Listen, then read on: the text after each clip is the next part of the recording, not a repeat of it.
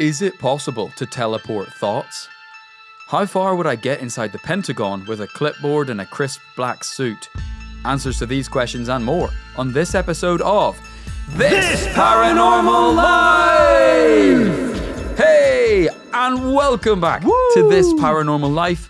This is the weekly comedy podcast where every Tuesday we dive into a different paranormal tale and decide by the end of the episode whether it's truly paranormal or not. As always, you're joined by me, Kit Mulvena, and this guy sitting across from me, Mr. Rory Powers. How you doing, Rory? I'm doing great, Kit. Some very interesting questions right off the bat. Is it possible to, project thoughts into somebody's mind? No less. That would be a very interesting one.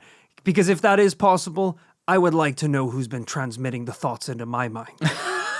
Because they got some explaining to do. I want to tie him to a chair and make them pay.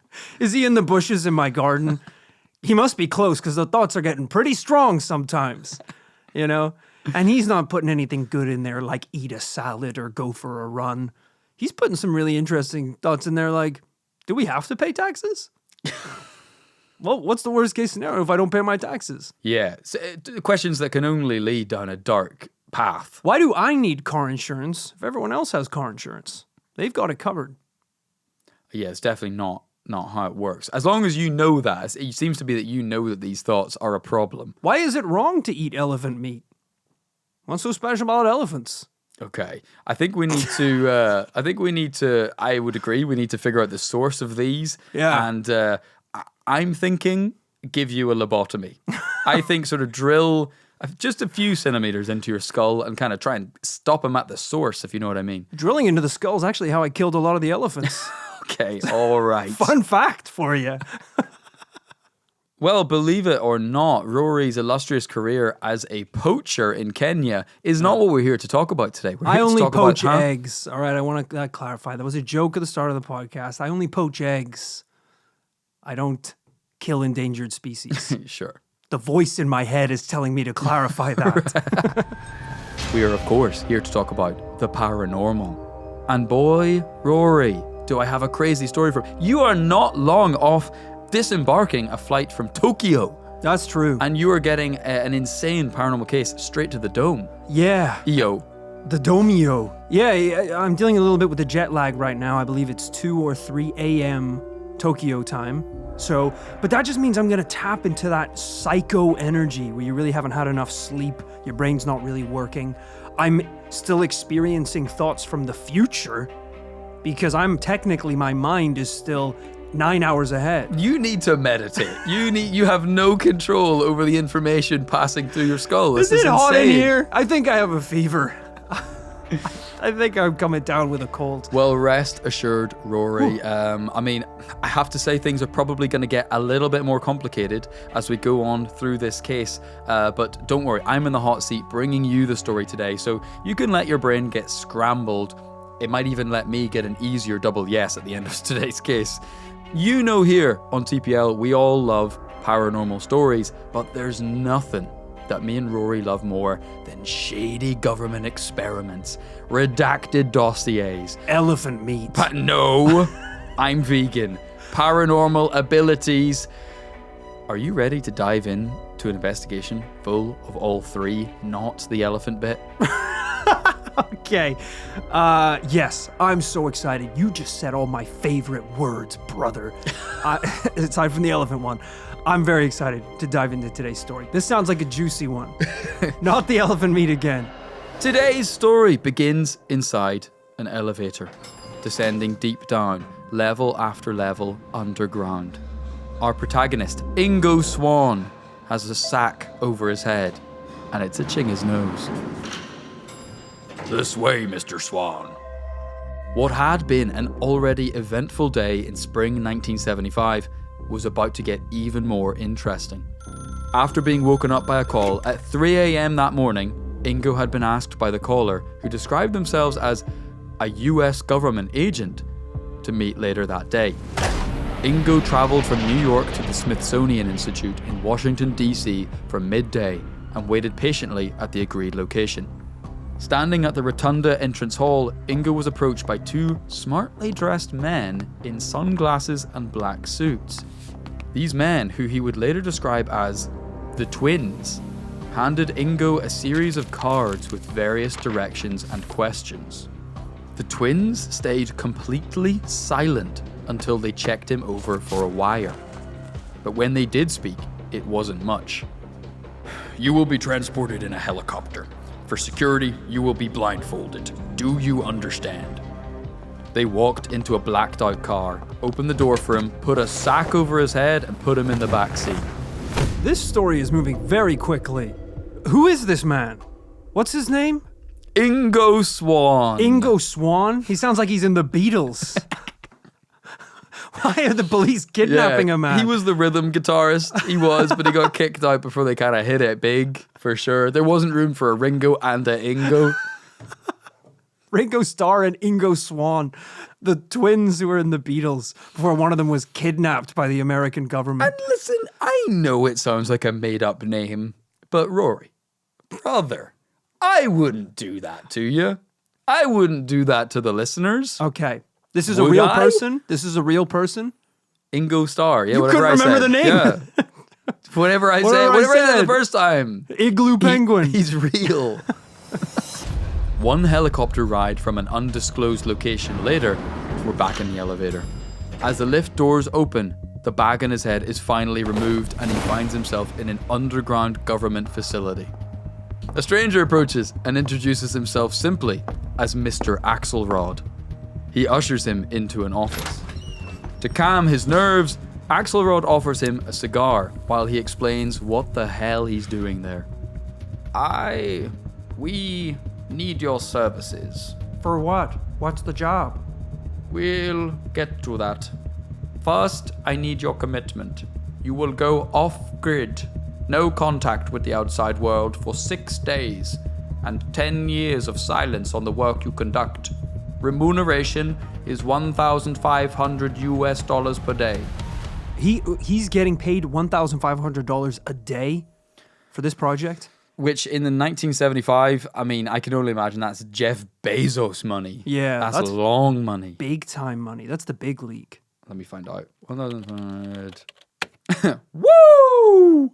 That is $8,800 a day in today money. Wow. Yeah, Jesus, this was back in the 70s where a car cost a nickel and a Coke cost a wink and a smile. Mm-hmm. Things are a lot more affordable. You could get a haircut for a man's word.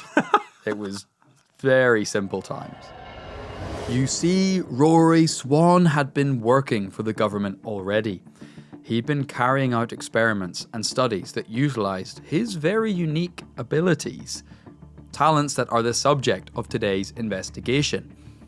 You see, many today consider Ingo Swan the father of modern remote viewing. He had been working for the US government for a few years now, but this secret underground facility and his work with Mr. Axelrod is his most dramatic chapter in the history of remote viewing.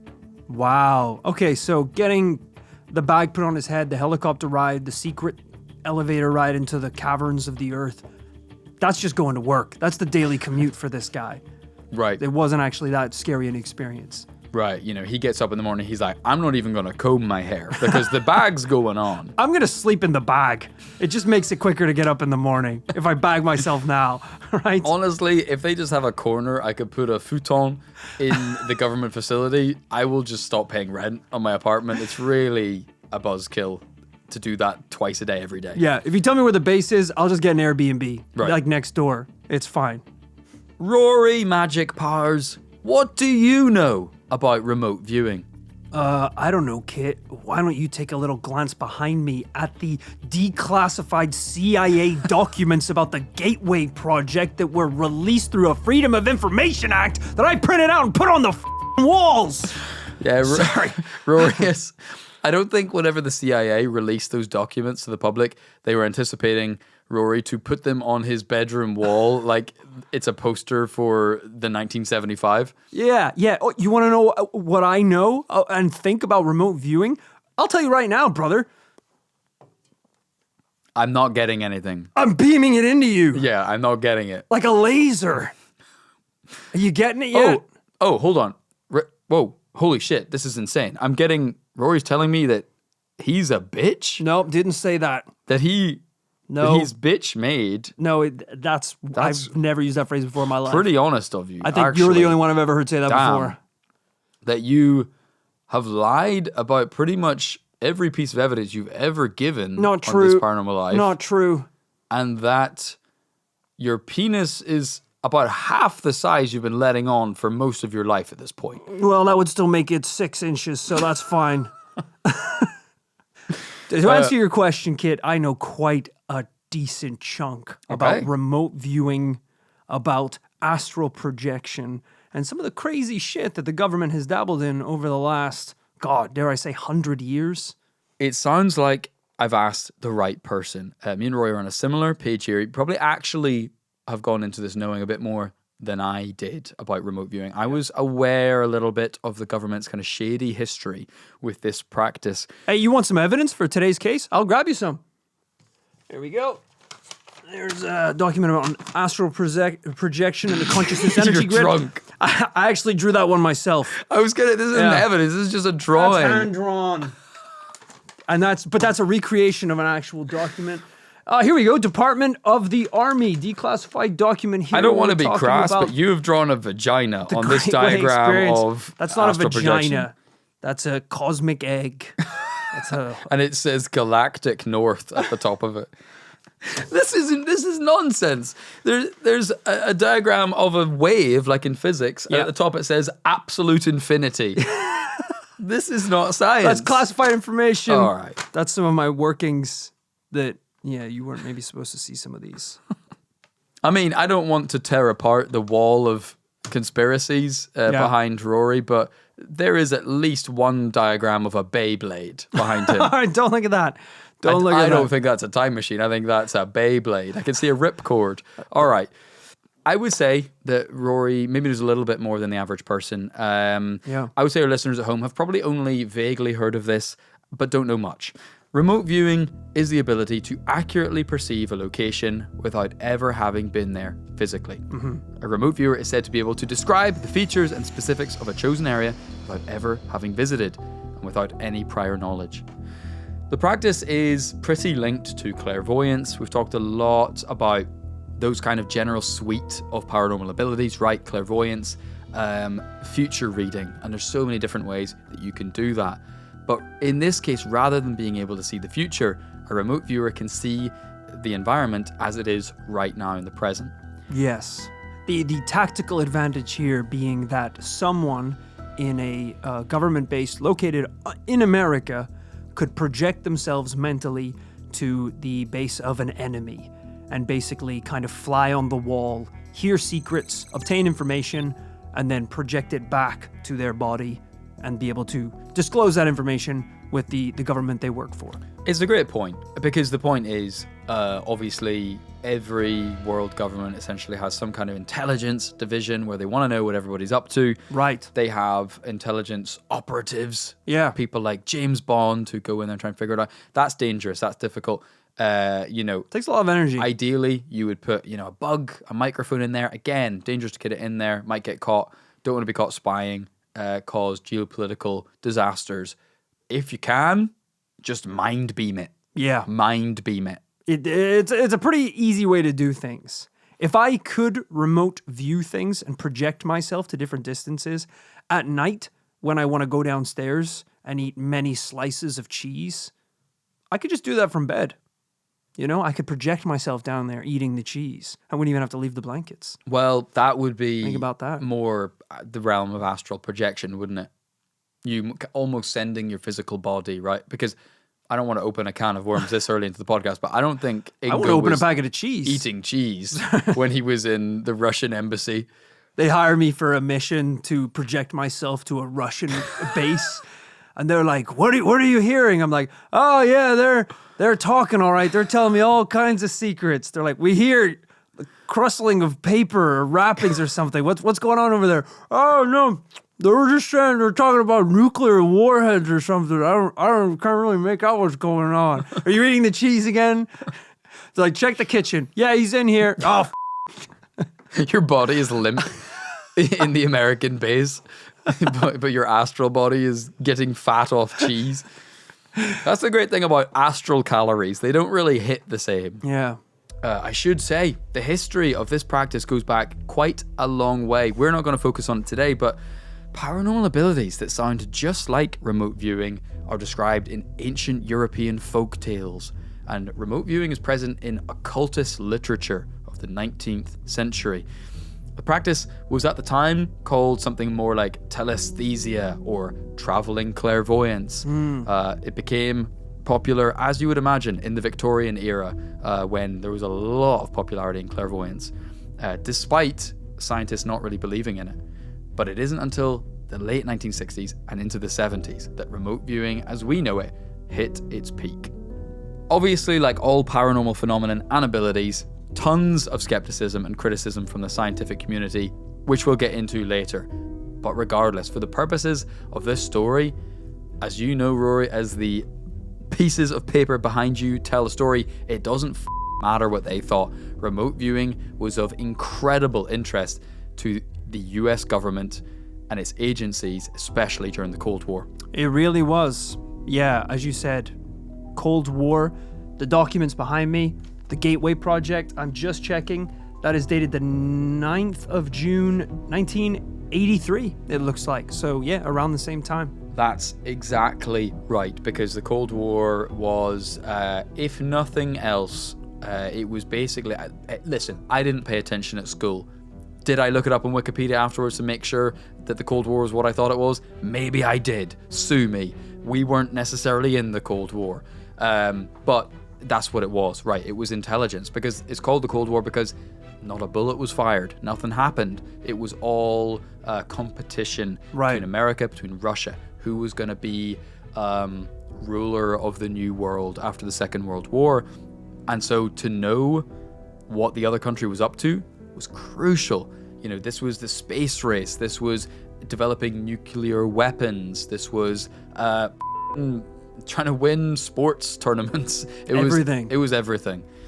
But Rory, remote viewers alone weren't enough. What they really wanted was a highly specialized version of the skill known as coordinate remote viewing, where all you had to do was give them the latitude and longitude of a location and they could go there mentally. Damn! So you didn't need to give them photos, you didn't need to give them videos, you didn't need to give them more backstory, you just gave them the Google Maps URL and they plugged in. That's wild.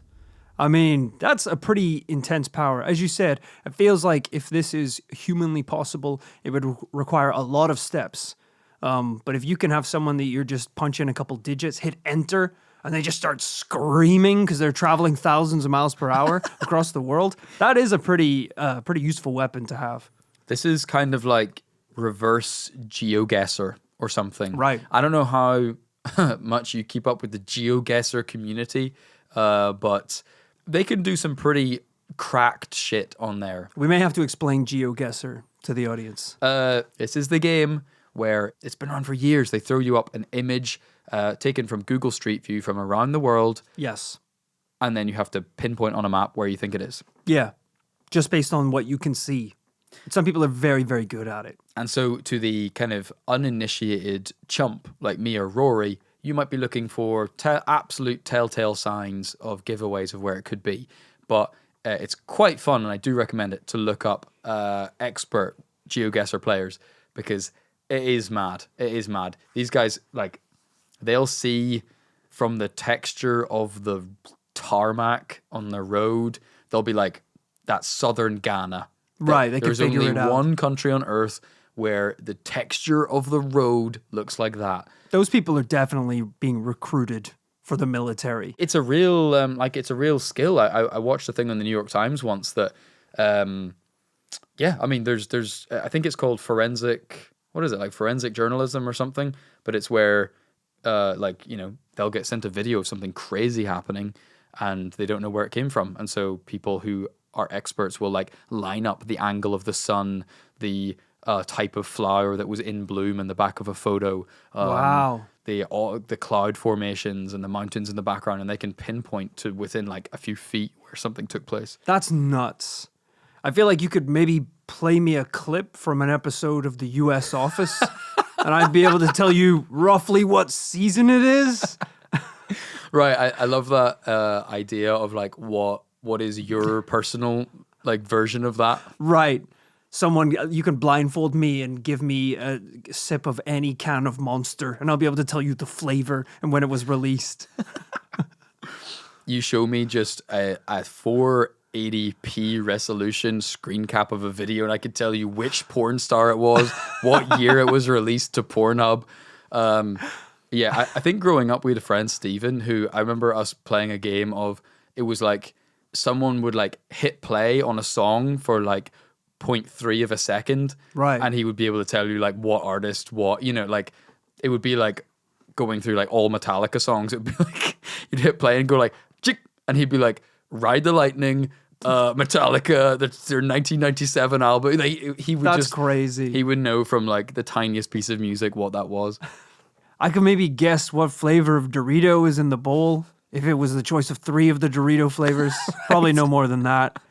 Cool original cheese or well, at that chili point, heat you're wave. just guessing. Even if you could taste, at worst case, you're still guessing.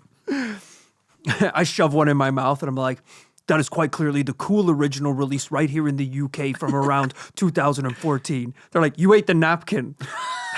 You missed the bowl completely and you ate a napkin. Permission to retake the test, sir. No, get out of here. This is invaluable. Why are you talking like you're in the military? Sir, I just feel like with another opportunity I can prove myself, sir. In my defense, sir, the napkin was delicious, sir. I believe some of the crumbs had infiltrated the napkin, sir. Sir, can the napkin not also both be cool and original? God Sir? damn it. Sir, he left. He left, but as soon as you ate the napkin. This is you in your sleep at night. Every night since. Sir! Sir! What I'm trying to say is the US military were deeply interested in finding someone that you could give coordinates to. And this is, we have to stress how insane this is that they actually tried to do this. Someone that you could give coordinates to and they could jump inside a government embassy or underwater sighting nuclear submarines. If you had that power, you could practically win any war. All that could be possible. But for now, back to Ingo Swann. How did he end up in this position? Well, as a young boy, Ingo Swann had shown signs of great psychic ability. His family saw his talents and encouraged him. If you can't be bothered listening to me, just picture in your mind the first 20 minutes of any X-Men movie. Right. A little kid is different from anybody else, gets bullied, lashes out, uses their power, runs away, becomes homeless, is brought in by Professor Xavier. Now, I don't know what Ingo Swann was doing as a little kid, but I know if I had those powers, I would have been telekinetically floating the jar of Nutella from our kitchen to my bedroom when my parents weren't looking. Yeah. Or potentially remote viewing my mum's credit card to buy Nintendo eStore points. Yeah, I'd probably be projecting myself to the inside of a pack of Pokemon cards before I buy it. Make sure I got a shiny Charizard. Then, as a young man, Ingo conducted a number of psychic tests at Stanford University. One story goes that Swann was set the challenge of identifying shapes and items in a box that was hidden from view. Classic. After a miraculous series of correct answers, Ingo paused, saying he couldn't see the next clue. The researchers were confused. He was on a roll. Ingo said it was like the box had gone dark somehow. Well, when they opened the box up, the team discovered the light bulb inside the box had blown. Wow, that's pretty cool. Experiments like these caught the attention of Russell Targand and Harold E. Puthoff, both physicists, not physicists, I wish they were, both psychics. Sorry, criminals. Con men. Sorry, not physicists. Convicts. No, these are psychics and parapsychologists who Swann would go on to have a long professional relationship with. The three found themselves enlisted by numerous government bodies, including the CIA and the US Army, who by the 70s were interested in psychic spies. The infamous tests conducted around this period seemed to confirm that Ingo had some kind of unexplained ability. In 72, he was brought to the Varian Physics building at Stanford.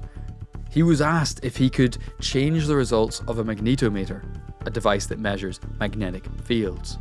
During the experiment, the frequency of the oscillator they used doubled for about 30 seconds, so basically going nuts. When the results came back, Swan asked, "Is that what I'm supposed to do?" And Rory, if you don't believe me, here is the page on the CIA website that says so. You've been here before, brother. We're on CIA.gov, and these are some Freedom of Information Act documents.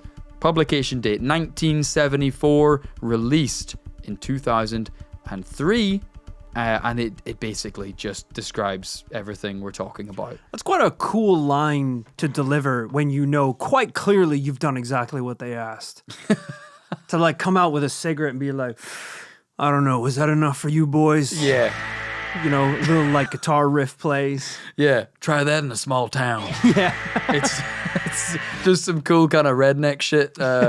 He's like, the machine explodes while he's just taking a drag of a cigarette. We about done? They're like, that thing costs $500,000. Taxpayer dollars. Oh, shit, really? You know what? I don't got that kind of cash. That's wild. I will say, look, very cool that this happened and that it's documented and that allegedly this did take place. For sure, it is. Don't know what the magnetometer is. Don't know what it means if he moved it with his eyes.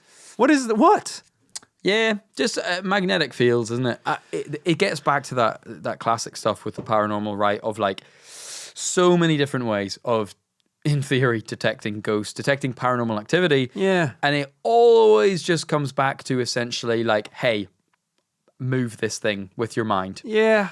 So a little subtle for me. Flip a coin with your mind. But he's not telekinetic. Make a sandwich. He's not telekinetic, is he? But what is he doing? He's sending it. It's like an energy. That's yeah, the I idea? suppose they're trying to tap into some kind of energy or projection of vibes, man. Right, and that's coincidental. Because that's pretty ambiguous.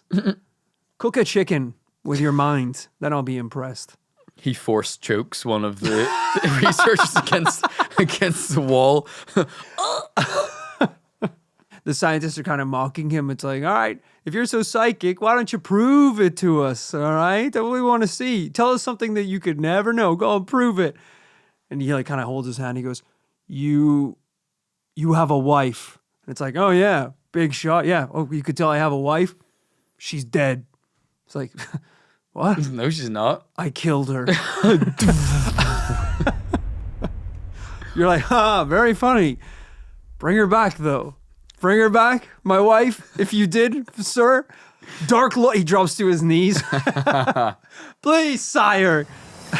It became clear to the scientists and to the agencies that Swan possessed this rare ability to coordinate remote view. And much of the work he conducted formed the basis of military programs like Gondola Wish, Grill Flame, Sunstreak, all of the above, which eventually fell under the famed Stargate from the late 70s onwards. Wow. Stargate, of course, is the US military program that tried to harness psychic abilities for national security. It's very cool. I feel like when you're working at this level, you can tell how classified and cool your operation is based on the name of the operation. So if you're getting recruited for Operation Nightfire, get your affairs in order, because there's a chance you're not coming back. You're going to be part of an elite force that's probably being airdropped into enemy territory. Whereas if someone says, congratulations, you're now an official team member of Operation Pussy Willow, you're like, all right, what is that? Because it feels like, all right, congratulations, Operation Dandelion will commence immediately. And you're like, what is that? That's right. You do the coffee runs in the morning and then clean the toilets at night. It's like, all right, I'm the janitor. I'm the janitor of this building. Cleaning the toilets.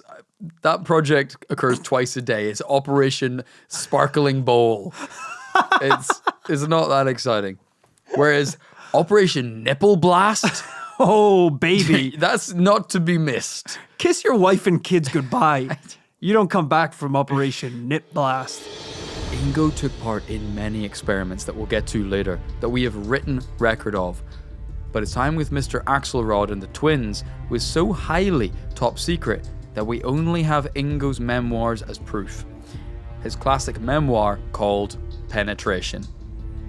Terrible name. Terrible name for a memoir. We're going to find out just what he penetrated after a couple of words from today's sponsors. We're back in the cigar, smoke-filled office of Mr. Axelrod in 1975. Ingo sits thinking about the offer before him. The last number of years have been a wild ride indeed. But secret phone calls in the middle of the night, blindfolded helicopter rides and strange underground facilities, this was a whole new level of mental. Literally. But he was too intrigued to say no. He put out his cigar, outstretched his hand, and accepted the offer. To which Axelrod responded, "Good. Now get some rest. Tomorrow we begin." The following day, Ingo was handed a list of coordinates. I don't understand, said Ingo. I don't recognize these numbers. That's because these coordinates are for the moon. All right. This is starting to make, getting nuclear launch codes from Russian subs look like a f***ing afternoon walk to get ice cream. I mean, does it? I feel like, if anything, this is one of the missions that didn't need to be classified. Because if any other country found out you're trying to mentally project your guys to the moon, what they're getting from that is, we're fine. We're in the lead. Yeah, we're winning. We're winning. We won the Cold War. That's the shit in the Oppenheimer movie where Oppenheimer's like, "Oh, we're fine. Oh, we're totally fine. Oh, guys, chill. Hey, honestly, get a coffee break because they are nowhere near." Yeah, we're actually just keep building rockets. We're on the right path. They have f***ed it. They're trying to mentally send themselves to another planet. It's like we believe the researchers are trying to mentally project to the moon. It's like, okay, cool. Are the researchers Pink Floyd and the Grateful Dead? Because hippies have been trying to do that since the 60s, brother. Right. Everyone, take an early Christmas vacation. We're good. This is also after the point in which we went there. It actually and quickly found there's nothing. We went in person. Well, we did, but we were hamstrung, right? They only went up there with enough time, resources, oxygen to just, they basically went up, did the nay-nay into the camera to rub it in the Russians' faces and then came back because it was very expensive and very difficult to get there. They couldn't really explore. Yeah, that's true. Yeah. And we're not going to get into the conspiracy, brother, but we ain't exactly been back for very long either. So, read into that what you will. They began the moon experiment, looking at known areas and revealing nothing very interesting to begin with. But it took a turn when they switched the coordinates to the dark side of the moon. At first, he saw tracks that had been made by some kind of vehicle, and eventually located a large crater that was shrouded in a strange green light. Honing further in around the crater, Ingo could make out infrastructure, towers, hangars, dome structures with windows, more vehicle tracks and some machinery. A whole hive of activity was centered around this location, so Ingo zoned in further, trying to get a better and better look. At the window of one of the buildings, he made out some human-like beings. What happened next was a terrifying first for Ingo. The figures stopped and turned towards the window, almost as if they'd sensed his presence. Ingo retreated, ended the session, and looked at Axelrod. You knew they're psychic too. To which Axelrod replied, "The experiment is over." Oh, shit. I'm going to need a lot of documentation to back up some of these claims right now. This episode is over. The worst way this case could end is with me just taking my own evidence off the wall at the end. I'm like, I don't believe in this anymore. I'm like ripping up my own documents. This is insane, the claims that were made. So, in this chapter of Ingo's life, he's working for this unknown agency. Let's be real, who the else could it be but the CIA or it's just one of the 3-letter organizations in the big US, ones. right? I mean, it could be one of the new ones. We've got the kind of UFO specific ones. Yeah. But he's working there to study extraterrestrials. Let's call it what it is. Whilst there appears to be no official record of said agency, or Axelrod, or the twin agents, we've had to wait for everything else to become declassified. So what if we're just still waiting on these? But it makes perfect sense, doesn't it? If this skill really worked, and if it worked like they said it worked, eventually you're going to start looking outwards for alien life. Because why would this paranormal ability be limited to viewing places on Earth? There's no evidence of Axelrod. Probably even a code existing? name. It'll be a code name. You think Axelrod is his real name?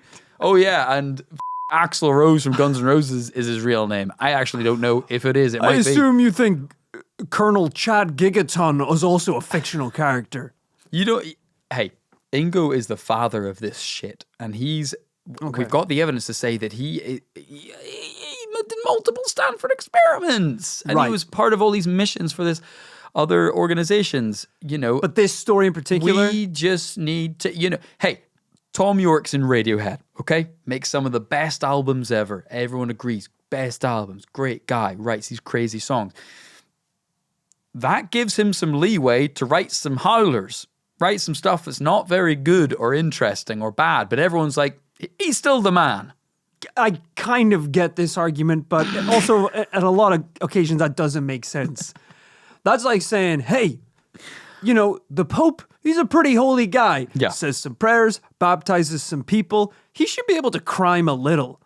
He should be able to do a bit of murder. I mean, you joke, but that is the point of the Pope, is he's literally infallible. I think that's part of the whole problem, isn't it? He's got diplomatic immunity on Earth. He can't be wrong.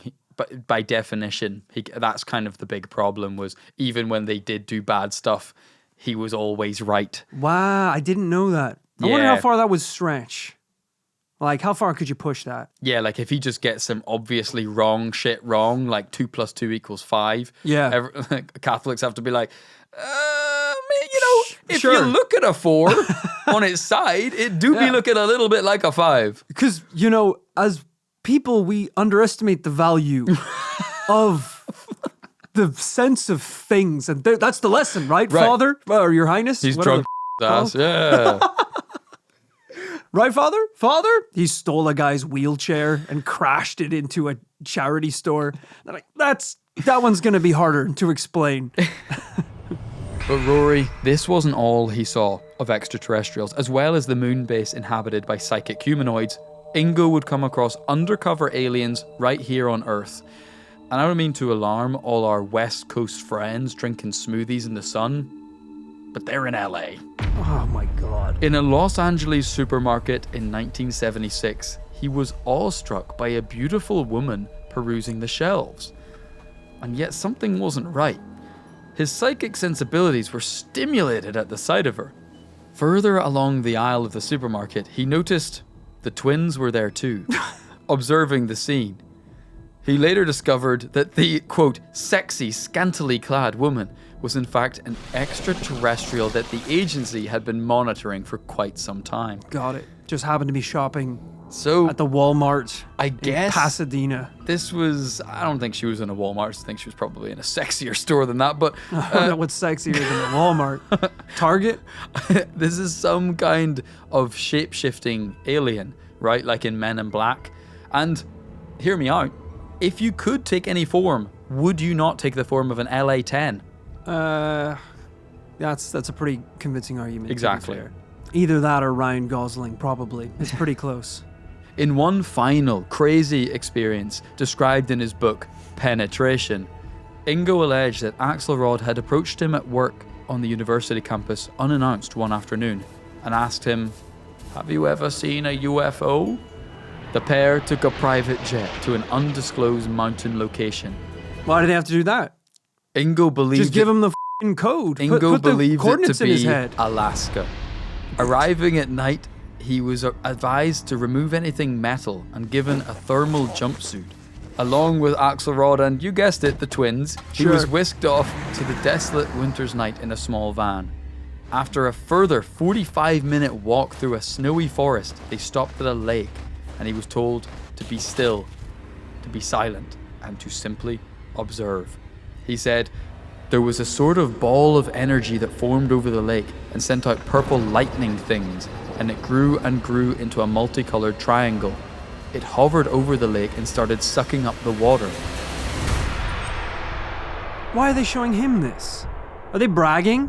Because They're like, hey, you want to see a UFO? I will low-key defend this, because we know that the government was very fond of these remote viewer guys. Sure. They were very crucial to geopolitics of the time.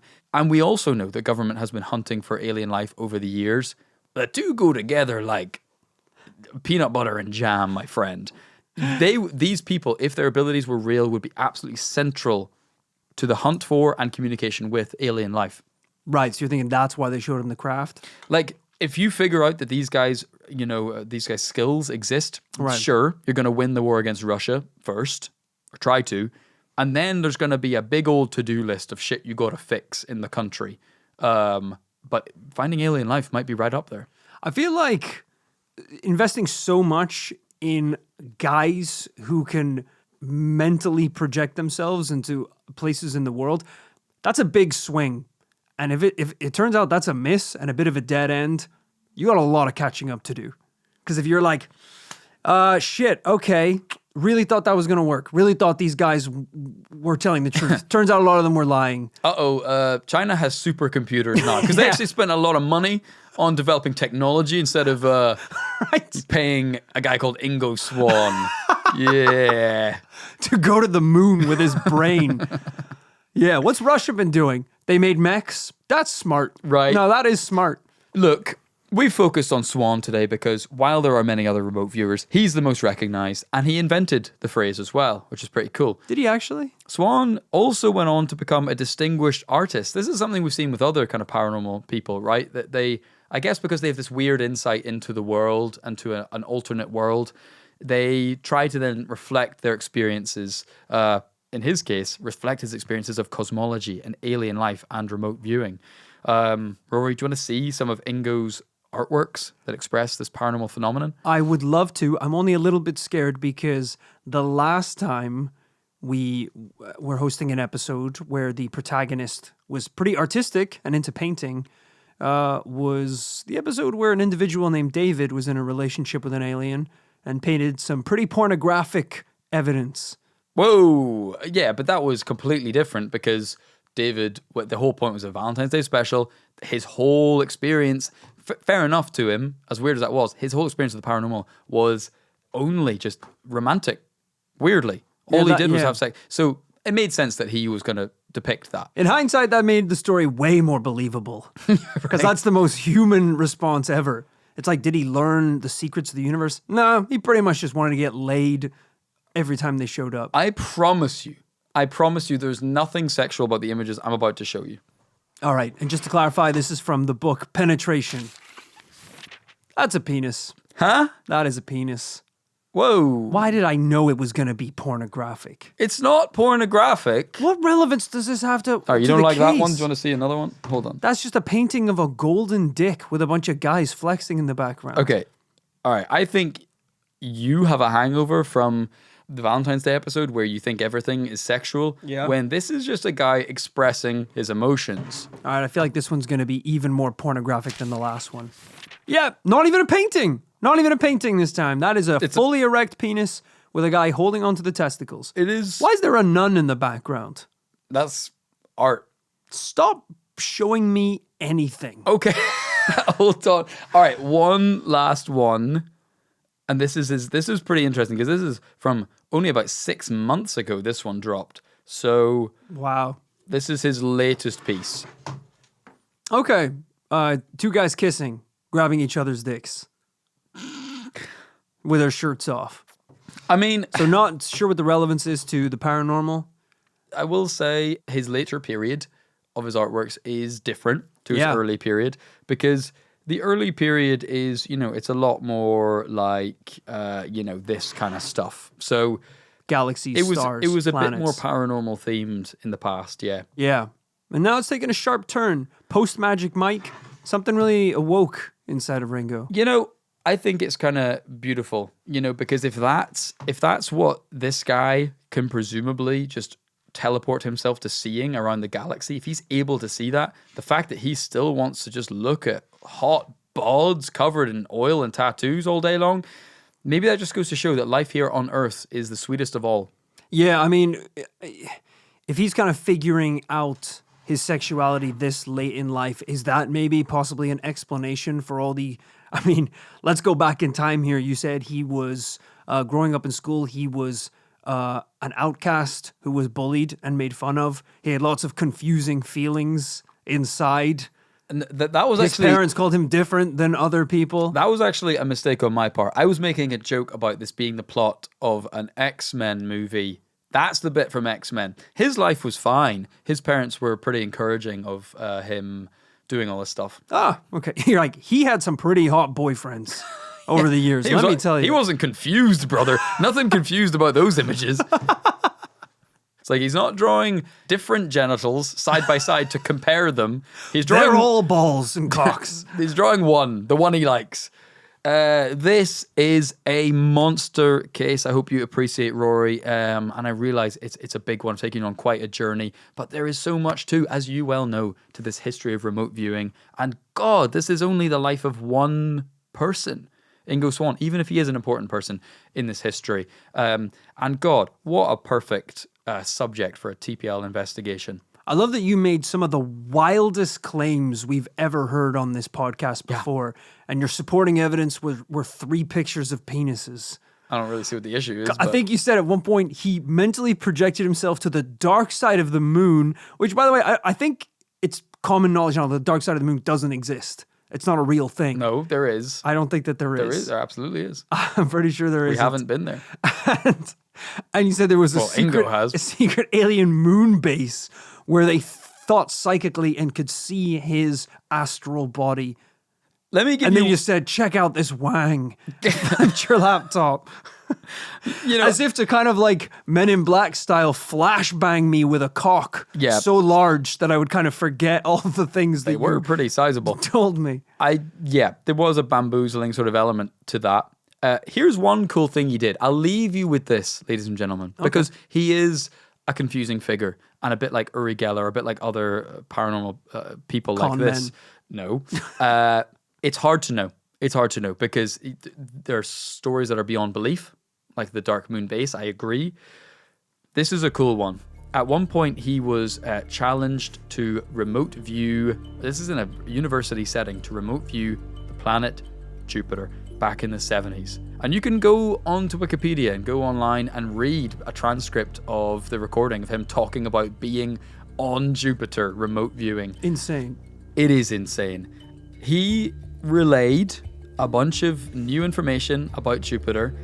He described the planet's rings, which wouldn't be discovered for 6 more years until a satellite went there, Voyager. He described crystals in the atmosphere, which were again proven true much later on, which he truly couldn't have possibly known about. Although, as if to again perfectly encapsulate how controversial the whole thing is, others point out he failed to mention any of Jupiter's 95 moons. Which seem like you'd probably spot those if you're looking up in the night sky. But again, cool stuff. Pretty wild stuff, I would say. I think we're going to see a lot of this if you ever investigate these kind of strange points in classified military history. They did have an interest in a lot of this stuff, and a lot of these things did take place, as we know, from the evidence wall, even behind me right now, the Gateway experiment and all this strange stuff on astral projection. But there is a point where it kind of transcends into fiction, and a lot of the stuff that people claim happened actually isn't in any of the documents that have been released to the public. And I think that is probably what we're seeing today. There probably is a lot of stuff that this individual did do with the government. Probably a lot of stuff that he didn't. Including seeing an alien in a supermarket with the Matrix twins out of nowhere for no reason. Did I mention she had massive honkers? No, you didn't, but it was implied because of how much he talked about her and was obsessed with her. Sure. Yeah. Just a horny guy all around, really. Yeah. Yeah.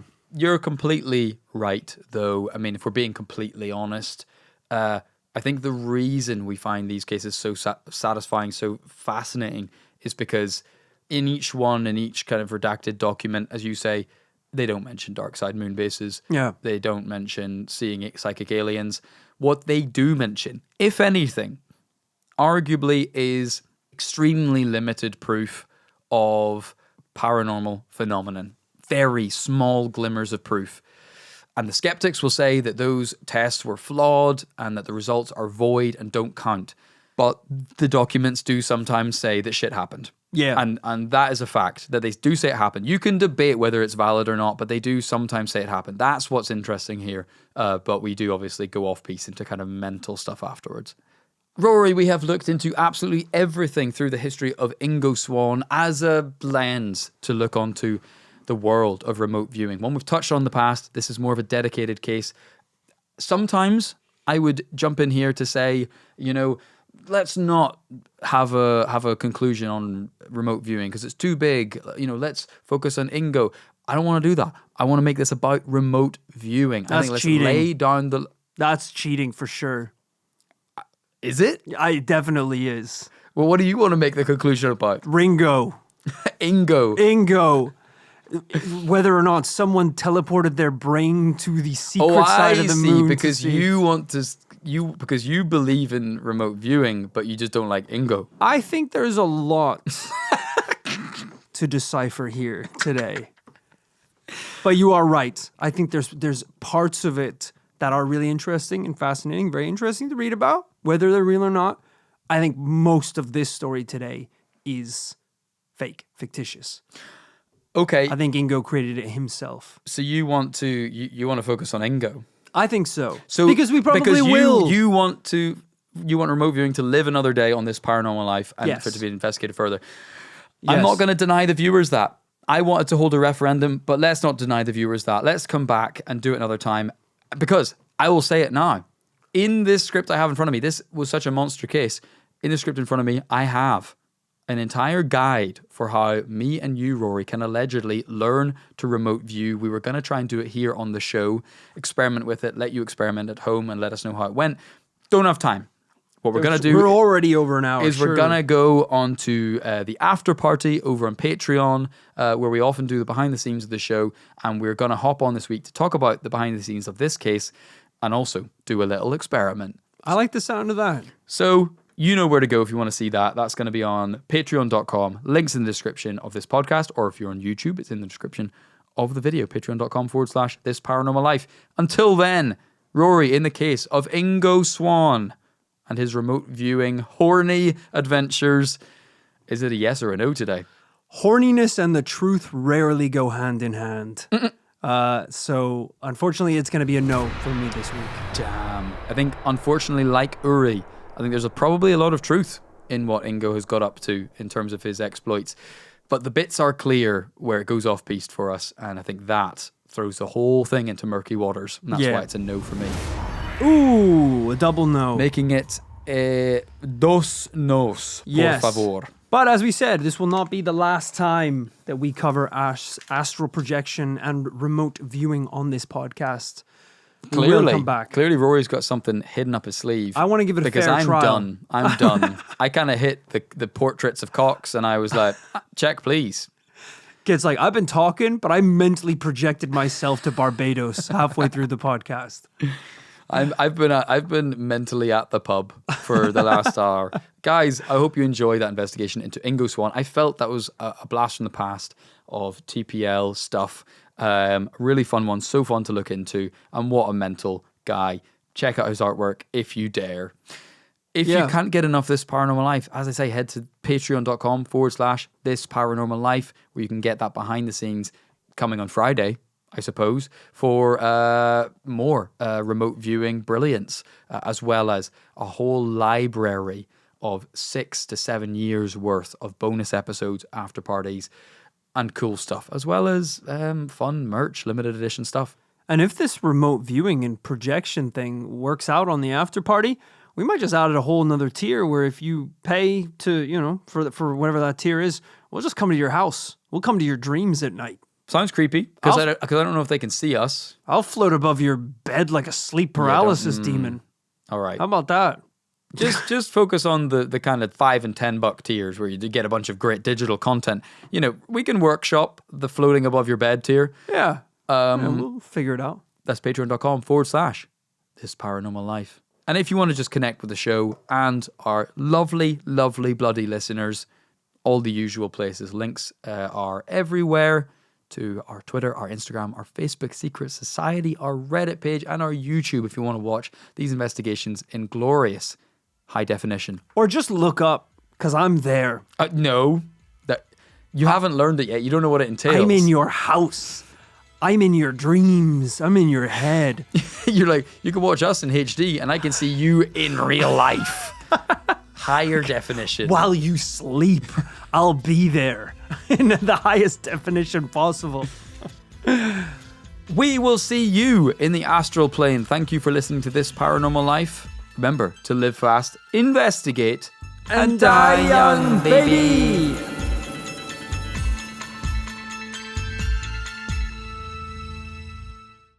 Phil, this is very generic for right now, these next few seconds. This is all very thriller movie start, Jason Bourne, like lots of like